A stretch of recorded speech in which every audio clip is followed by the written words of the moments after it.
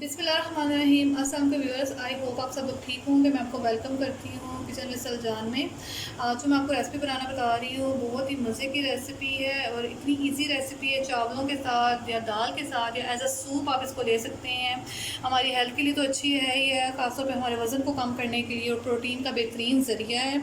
और जो लोग गोश्त को ज़्यादा नहीं पसंद करते और वेजिटेरियन है ज़्यादा, तो उनके लिए तो बेहतरीन सोर्स है ये प्रोटीन का भी और ताकत का भी। तो चलिए फिर रेसिपी को स्टार्ट करते हैं। और मैं आपको बताती हूँ कि आज मैं आपको काले मसूर बनाना बता रही हूँ। ये बहुत ही मज़े के बनते हैं, जो काले मस्सर भी कहते हैं। ये मैं आपको बनाना बता रही हूँ। ये मैंने 2 कप काले मसूर ले लिए हैं। इनको मैंने अच्छी तरह धोकर और इसमें मैंने तकरीबन 1 जग पानी डालकर मैंने इसको आधे घंटे के लिए भिगो दी है। अगर आप दाल को भिगो देंगे तो वो बहुत ज़्यादा अच्छी बनती है। इसके अलावा जो इसमें चीज़ें जाएंगी वो भी आप नोट डाउन कर लें। इसमें मेरे पास अदरक और लहसुन जाएगा 1 टेबल स्पून के करीब, और ये लहसुन हम इसके तड़के के लिए भी इस्तेमाल करेंगे, तो यानी हमें लहसुन को 2 जगह इस्तेमाल करना है। इसके अलावा इसमें 3 से 4 अदद हरी मिर्चें जाएंगी। 1 कप इसमें जाएगा ऑयल इसके तड़के के लिए, जिसका बघाड़ लगाना है उसके लिए। इसमें जो खुश्क मसाला जाएगा वो भी आप नोट डाउन कर लें। इसमें सूखा पिसा धनिया 1/2 टेबल स्पून, हल्दी 1/2 टेबल स्पून, सुर्ख पिसी मिर्च 1/2 टेबल स्पून। इसके अलावा दड़ा मिर्च जो होती है वो हम 1/2 टेबल स्पून लेंगे। इसको हम थोड़ा तीखा बना रहे हैं। और नमक टू टेस्ट, आप जितना नमक पसंद करते हैं उतना डाल सकते हैं। मैं 1/2 टेबल स्पून इसमें डालूँगी। 1 अदद प्याज इसमें हम डालेंगे। प्याज को मैंने बारीक काट लिया, वो ऐड करेंगे इसमें। 1 अदद टमाटर है, इसको हम ऐड करेंगे। इसके अलावा इसमें ज़ीरा है, वो हम इसमें 1 टेबल स्पून के इस्तेमाल करेंगे। और इसके अलावा इसमें गरम मसाला पाउडर है, ये 1 टीस्पून हम इस्तेमाल करेंगे। और पानी हम इसमें जितना रिक्वायर्ड होगा हम उतना यूज़ करेंगे। चलें तो फिर रेसिपी को स्टार्ट करते हैं। मैं आपको बताती हूँ कि इसको किस तरह बनाना है।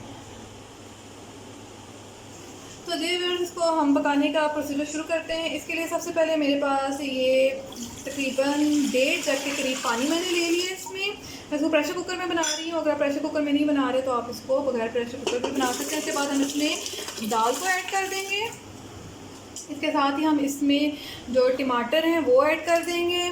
इसके अलावा इसमें हम प्याज़ों को ऐड कर देंगे।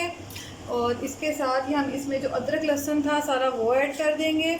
और इसके साथ हम इसमें हरी मिर्चें ऐड कर देंगे। और इसके बाद मैं इसमें नमक मिर्ची और हल्दी डाल दूँगी। और उसके बाद मैं इसको तकरीबन आधे घंटे के लिए पकने के लिए रख दूँगी।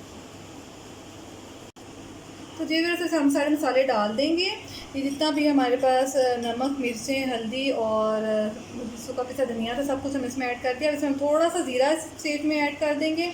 और थोड़ा सा जो हमारे पास वो मौजूद है गरम मसाला पाउडर, हम वो ऐड कर देंगे। और इसके बाद हम इसको तकरीबन मैं इसको 20 मिनट के लिए कुकर लगा दूंगी। मैं प्रेशर कुकर में बना रही हूँ। आप प्रेशर कुकर के बगैर भी बनाना चाहते हैं तो उसको आप तकरीबन 1.5-2.5 घंटे के लिए रख देंगे तो अच्छी तरह बन जाएगा।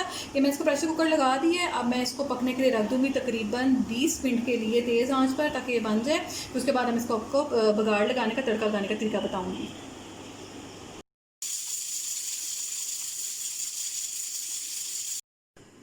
जी तो व्यूअर्स हमारे 20 मिनट हो चुके हैं और कुकर की मैंने सीटी उतार दी थी। अब उसके बाद हम इसको चेक कर लेते हैं कि हमारी दाल कहाँ तक पहुँची है। ये आप देख रहे हैं कि माशाल्लाह से हमारी दाल बिल्कुल गल चुकी है और इसका जो पानी था वो भी खुश्क हो चुका है। बिल्कुल एक अच्छे से टेक्सचर में आ चुकी है। आप इसको और गाढ़ा करना चाहते हैं तो गाढ़ा कर सकते हैं।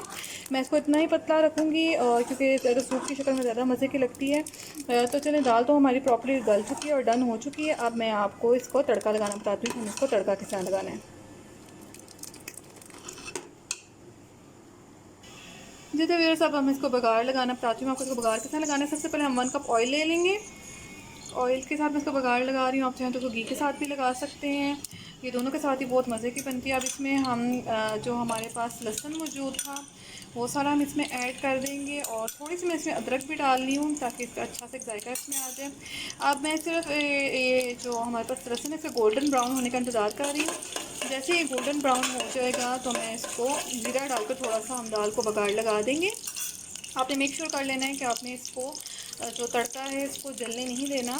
अगर ये लहसुन जल जाएगा तो वो जो फाइनल डिश होगी उसमें अच्छा नहीं लगेगा। तो आपने इसको पहले ही इसके पास रहना है और इसको आपने हल्की आंच पर थोड़ी देर पकाएंगे तो लहसुन का कलर गोल्डन हो जाएगा। फिर उसके बाद हम इसको तड़का लगाएंगे। जी तो यार, अब इसमें मैं ज़ीरे को ऐड कर रही हूँ ताकि ज़ीरे का भी एक अच्छा सा इसमें कलर आ जाए। और हमने चीज़ों को जलाना नहीं पसंद मुझे, हमारे 2 मिनट में तड़का बिल्कुल तैयार होगा। अब मैं इसको थोड़ा सा और कलर दूँगी लहसुन को, और थोड़ा सा जो हमने ज़ीरा डाला ये भी अच्छी तरह कुक हो जाएगा इसमें। और उसके बाद हम अपनी दाल को बघार लगाएंगे। अब मैं ज़ीरा डाल के इसको थोड़ी देर पकाऊंगी, और मैंने फ्लेम्स का तेज़ कर दिया है। और अब हम उसके बाद सिर्फ फाइनली दाल को तड़का लगाएंगे। अब मैं आपको मैं तड़का लगा के बताती हूँ कि इसका तड़का किस तरह लगाना है। जी व्यूअर्स, आप देख रहे हैं कि हमारा ये तड़का बिल्कुल तैयार है, और लहसुन को भी हमारा प्यारा सा गोल्डन कलर आ चुका है। अब मैं आपको दाल का तड़का लगा के बताती हूँ कि हमें तड़का किस तरह लगाना है। तो जी व्यूअर्स, हमने दाल को तड़का लगा दी है। अब मैं इसमें चम्मच चलाऊँगी, इसको थोड़ी देर ढक के रखूँगी। इसके बाद मैं आपको उसकी फाइनल लुक दिखाऊँगी। जी तो व्यूअर्स, आप देख रहे हैं कि मेरी दाल बिल्कुल तैयार है। ये बहुत ही मज़े की और बहुत ही इजी बनी है। आप इसको घर में ज़रूर ट्राई कीजिएगा, और मुझे दुआओं में याद रखिएगा। और मेरे चैनल को लाइक और सब्सक्राइब करना मत भूलिएगा। और मैं अगर आप और अच्छी रेसिपी सीखना चाहते हो तो मुझे ज़रूर बताइएगा। मैं आपको मिलूँगी नेक्स्ट रेसिपी में। तब तक के लिए अल्लाह हाफ़िज़। Thanks for watching.